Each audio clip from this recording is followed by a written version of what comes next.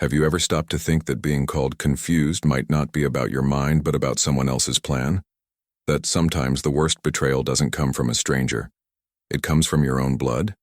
This story will show you exactly how a man was forced into a mental facility, stripped of nearly $1 million, and erased from his own life by the people who once called him family. But it'll also show you how he turned it all around, with evidence, strategy, and a quiet vengeance that still echoes today.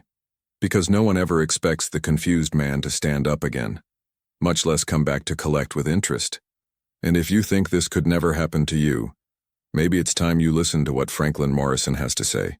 Some people don't wait for you to grow old to call you weak. They wait for the moment you let your guard down. And that's exactly what Franklin Morrison did. He trusted. He truly believed that despite old disagreements with his daughter, his ex-wife, and his brother-in-law, there was still mutual respect. But respect dies the day greed is born. One quiet morning, over coffee, Lindsay looked her father in the eyes and said, "Don't you think you've been a little confused lately?" That wasn't a question. It was the beginning of a sentence. When people repeat something often enough, you start doubting your own clarity. "You forgot that again, Dad. You already told that story. You really should get some rest." Franklin began to wonder if he truly was slipping. That's how manipulation works. It makes you second-guess your own thoughts. And once that seed is planted, betrayal moves in like it owns the place. Brad, the greedy brother-in-law, chimed in. Maybe someone else should take over the finances. Sounded like help. It was a premeditated theft. Karen, the ex-wife, reappeared with her well-rehearsed lines of concern. "You need to take better care of yourself, Franklin. You've been all alone lately." Funny how that came from the same woman who left him alone during chemotherapy 5 years ago. But the script was perfect. When the three of them joined forces again, it wasn't out of love. It was ambition. And if there's one thing that tears families apart faster than alcohol, it's the smell of money on the table. Their plan for revenge was already in motion. No one talks about the kind of theft that doesn't leave a broken lock. Sometimes what they steal is your dignity, your right to speak, to be trusted, to simply exist without being treated like a burden. Franklin, a man who built a company, raised a daughter, supported a family through storms, was now being treated like a confused old man who needed help crossing the street. That kind of betrayal doesn't hit all at once. It erodes you. And the more he tried to explain, the more they pointed and said, "That's part of it. If you're over 50, let me tell you something important. Some folks are just waiting for you to misplace your keys or repeat a story to start calling you incapable." And betrayal at that age doesn't come with warning signs. It comes with fake smiles, warm visits, and compliments that sound too good to be true. Until one day you realize you're surrounded by people who've already decided your fate, a burden to be silenced. And in that game, every gentle word can be a trap in disguise. Franklin believed he was surrounded by people who cared. What he didn't realize was that they already saw him as an obstacle between them and his money.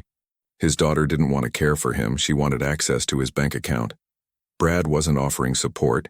He wanted control of the company. And Karen? She just wanted the lifestyle back. And it all began with a cold plan, smooth enough to slide right past a man who still believed in the word family. Some traps don't snap shut with noise. They're built slowly, patiently, by cold hands. And that's exactly what they did to Franklin. While he laughed at Sunday dinner, they were drafting fake legal documents. While he offered them coffee, they were negotiating with a crooked doctor named Dr. Harlan. And while he slept, they scheduled his involuntary admission like they were booking a delivery. Everything about the plan was quiet. And betrayal, when served silently, cuts even deeper. The worst part was that Franklin didn't see it coming. It was just another night, a meal shared with his daughter. He truly thought Lindsay just wanted some father-daughter time. But after dessert, something felt wrong. Heavy. Drowsiness hit him like a wave. The last thing he saw was Brad whispering to Karen, "Everything's going according to plan." When he woke up, he was in a white room with sealed windows and a nurse calling him by name. The signature? Forged. The medical report? Bought. The diagnosis? Progressive confusion and delusional behavior. A fancy phrase to lock up a man who was perfectly sane. Dr. Harlan knew exactly how to dress up a lie in clinical terms. He'd done it before, and made good money doing it. Franklin had become just another number in a system where truth meant nothing, and a bribe was more valuable than a man's mind. It was a modern-day kidnapping, with a badge and a clipboard. While Franklin shouted that he was fine, the three of them divvied up his life. Brad walked into the company like he owned it, and declared Franklin mentally unfit. Karen called a realtor and listed the house. Lindsay entered the bank with a false power of attorney and withdrew the first $120,000 as her own, all in 5 days. The speed of the robbery was matched only by the cold-bloodedness with which it was executed. People think revenge looks like screaming and slamming doors, but their revenge was clean, quiet. They didn't push Franklin to the ground. They pushed him into silence. And that silence is hard to explain. It's like screaming underwater. No one hears you, no one helps, no one cares. You drown slowly while they smile on the surface. And to outsiders, it all looks like he's just resting. The truth is, Franklin had been kidnapped inside his own last name. They used his story, his records, his assets, everything against him. Now he was locked up, medicated, silenced, and outside, the traitors were celebrating the success of their little operation. But what they didn't know is that even the most perfect trap leaves a crack somewhere. And sometimes that little crack is all a man needs to start climbing his way back up and take the whole house down with him. There's a kind of pain that doesn't bleed, but it kills you from the inside, being replaced in your own life story. Franklin wasn't just excluded, he was erased as if he never existed. Brad, his brother-in-law, took over as president of the company and ordered new business cards with his name. Karen closed all of Franklin's retirement accounts and transferred $80,000 to an offshore account. And Lindsay? She posted a TikTok video smiling, saying she was finally free from negativity, all while selling her father's house. If you think you've seen betrayal, try watching your life being dismantled while you scream from behind locked doors. That's exactly what Franklin endured. In just 1 week, he lost everything. His company, his car, his house, his dignity. Even Rusty the dog, the one soul that still looked at him with love, was dropped off at a shelter like he was an old couch. And the cruelest part? It was all legal. Every forged signature, every fraudulent transaction, approved and stamped. Inside the hospital, time was measured by pills and pity. Take this, it'll help. You need rest. But rest from what, if all he wanted was justice? Theft, at that point, wasn't about money anymore. It was about identity. When a man loses his right to speak for himself, he's no longer a citizen. He's a ghost. And that's exactly how Franklin felt. Present, alert, but invisible to the world that once called him Dad, Boss, or Sir. And that cuts deep. Imagine a veteran being declared dead in combat, while still breathing. An author having his name erased from his own book. That's what Franklin felt like. His daughter blocked his old friends and told them he needs peace. Brad fired loyal employees from the company. Karen threw away every old family photo. Anything that reminded people Franklin once existed. Gone. Betrayal, when well executed, becomes historical revision. But there's one thing traitors never plan for: the memory of the man who survives. Franklin remembered everything, every password, every transaction, every voice. And even under sedation, he found the strength to piece the puzzle back together. He started writing it all down, on little scraps of paper hidden inside the armrest of his chair. Dates, names, bank accounts.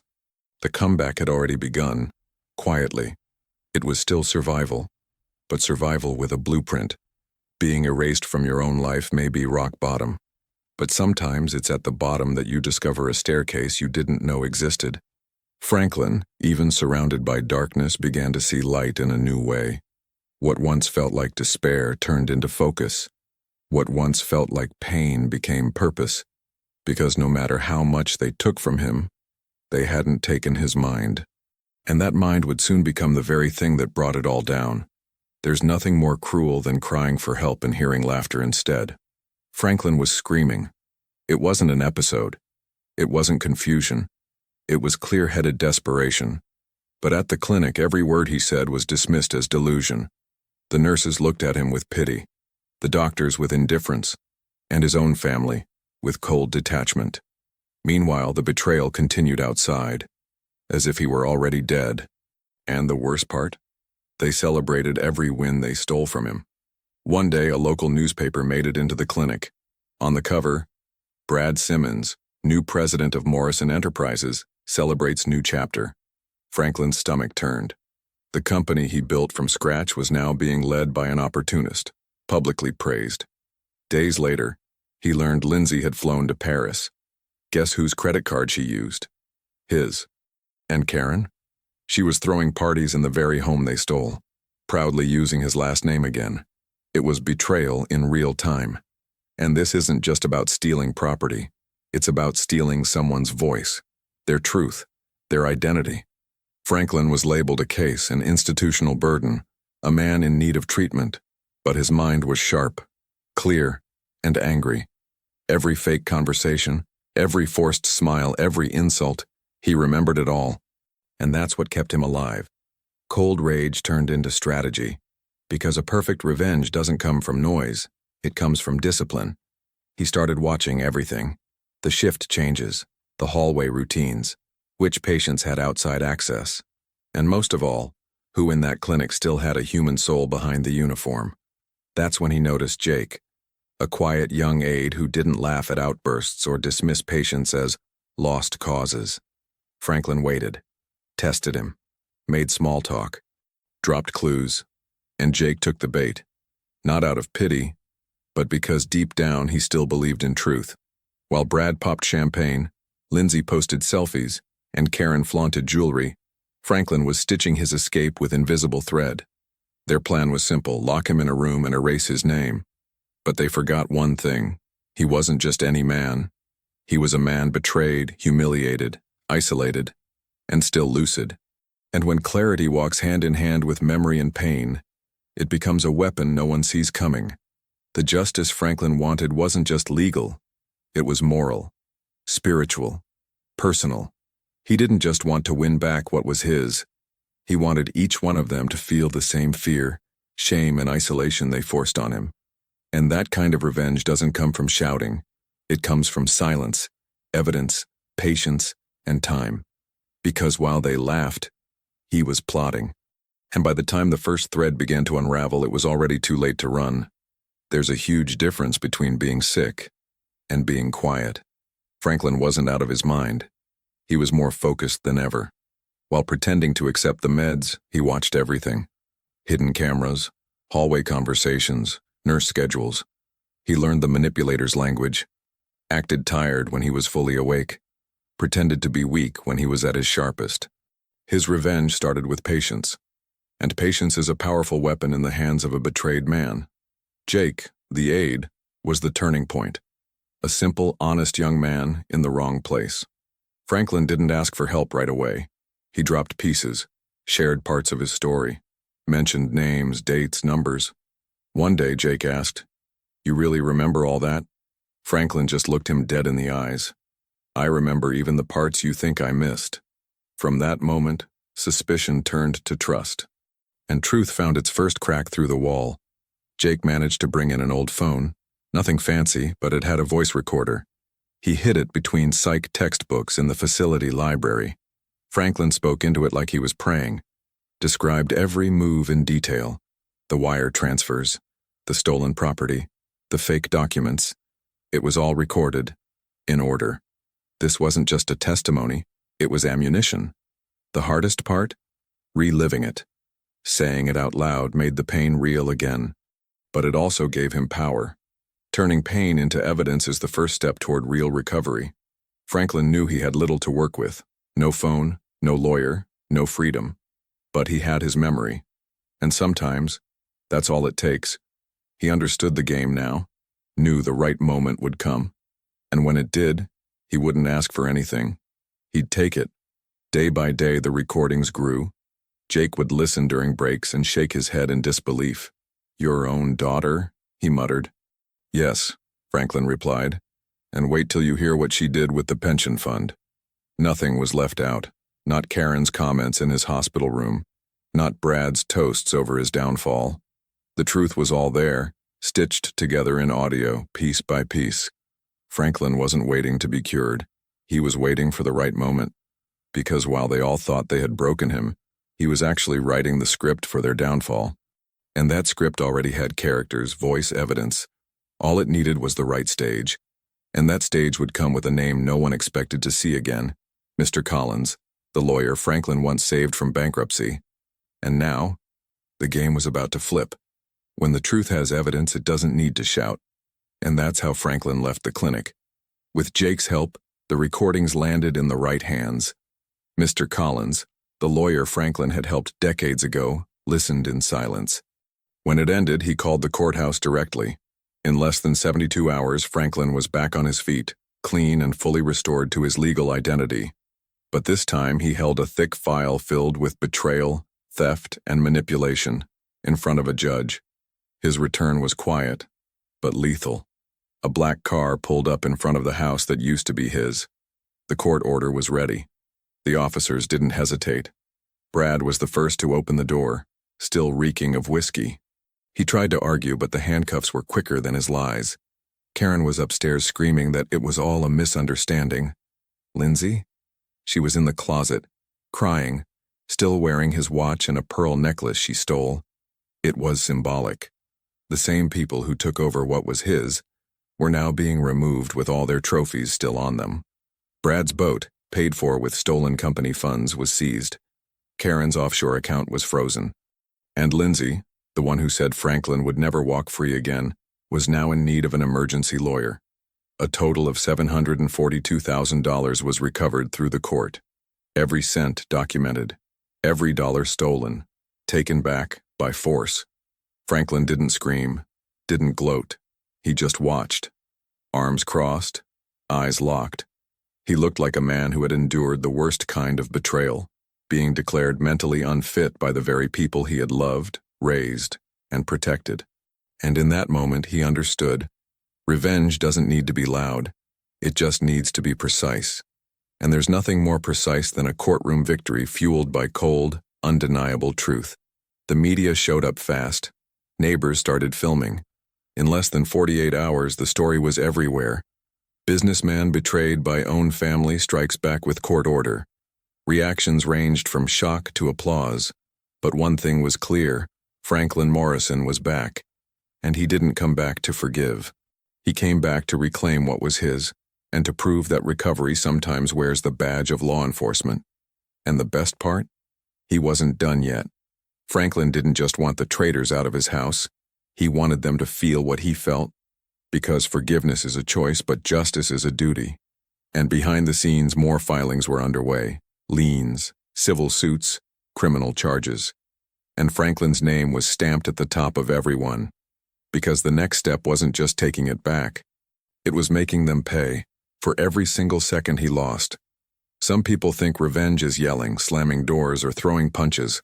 Franklin proved otherwise. He didn't break anything. He broke people. And he did it using the same paperwork they once used against him. One by one, Brad, Karen, Lindsay, even Dr. Harlan, were hit with lawsuits, evidence, and court orders. The legal system accepted everything. And that's when the real shift began. The kind that doesn't allow a response. The kind that puts rotten people exactly where they belong. Cornered. Brad's luxury car, auctioned off. The house bought with stolen Morrison Enterprises money, seized. Karen's offshore account in the Cayman Islands, frozen. And Lindsay? Oh, Lindsay. She ended up blacklisted in 5 states after failing to cover up multiple shady transfers. A total of $742,000 was recovered by the courts. Every penny accounted for. Every stolen dollar. Returned with no room for excuses. But Franklin went further. He didn't just want restitution. He wanted consequences. Brad was exposed nationwide as a fraud and lost every business deal he had. Karen, who had dreams of opening a high-end salon, lost her license due to document forgery. And Lindsay, once a wellness ambassador at a nonprofit, was fired on the spot. The irony was brutal, because deep down, none of them ever cared about wellness, only wealth. What Franklin did wasn't just justice. It was a wake-up call. He showed that real recovery, when done with purpose, is unstoppable. He didn't apologize for taking action, and why should he? He spent months medicated, locked up, silenced. Now it was time to return everything, with emotional interest, because it's not enough to reclaim what's yours. Sometimes you have to return the favor, strategically, not out of hatred but out of principle. And Dr. Harlan? Oh, he paid too. The medical board launched a formal investigation. More victims started speaking out. His name became synonymous with corruption in mental health. He lost his license, lost his reputation, lost the polished image he built for years. Prison didn't come, yet. But his professional life was over. And for Franklin, that was even better. Because public shame doesn't fade with time, it stains forever. The best part? Franklin didn't do it with rage, he did it with elegance, with intelligence, with the calm of a man who knows betrayal has a price. And silence doesn't mean surrender, it means planning. When someone steals everything from you, surviving isn't enough. You come back stronger. You show them that what they took was only material, because what's left inside a real man, that no one can take. And Franklin was about to prove that, on a whole new level. Franklin Morrison moved back to the same neighborhood where he was betrayed. And he didn't pick that street out of pride. It was all part of the plan. He wanted each of them to see him at the gas station, at the grocery store, on the sidewalk. He wanted every passing glance to remind them of what they'd done. And he got exactly that. Because today, whenever he shows up, the whispers begin. He's back. Did you hear what he did? Not as a victim, but as the man who calmly dismantled his enemies. There's something powerful about walking through the same place where they expected your downfall. Franklin bought a house on the same avenue where they had kicked him out, not for nostalgia, but as a daily reminder that true recovery is also territorial. He walks past the old Morrison Enterprises building every day, now renovated, his name back on the sign. He doesn't need to speak, because the silence of a man who won is louder than any apology, and they still call him crazy. But he's never been more sane. The crazy ones were those who thought sedating his body would silence his spirit, those who thought fogging his mind would erase his will. Franklin's soul had been shaped in pain, forged in betrayal, tempered in humiliation, and now he walks with his head high, not because he forgot, but because he remembers everything, every face, every word, and he smiles, the kind of smile only a man who's been counted out understands. Funny how the roles reversed. Once they called him a burden. Now they cross the street when they see him. Lindsay avoids the area. Brad moved to another state. Karen sold her last pair of designer shoes to pay a lawyer. And Franklin, he gardens, drinks his coffee slowly, lives. Because revenge, when done right, doesn't scream. It breathes peace. And that's something he earned, while they're still trying to figure out how it all collapsed. But what scares them most isn't what Franklin did. It's what he could have done, and chose not to. Because real power isn't shouting. It's knowing you could destroy, and deciding not to. That keeps them up at night more than any sentence. It's the kind of madness no one sees coming. The clarity of a man who came back not to rage but to win with grace. And maybe Franklin did go mad. With clarity. Because only a truly free man can smile with ease after losing it all. Only a man who's walked through hell and made it back can teach others how to build real strength. And that story is still being told, in the same hallways where only silence used to echo. Because what's coming next is bigger than anyone ever imagined. Now let me ask you, how many times have you been dismissed, and just let it slide? How many people are underestimating you while you brush it off as just being tired? Franklin's story isn't just about him. It's a mirror for anyone who's been taken for granted for too long. Because if you don't fight back, you're giving permission. And when you give permission, you lose ground. If this story opened your eyes even a little, hit that subscribe button and turn on notifications, because here, the truth doesn't sugarcoat. It shakes you awake.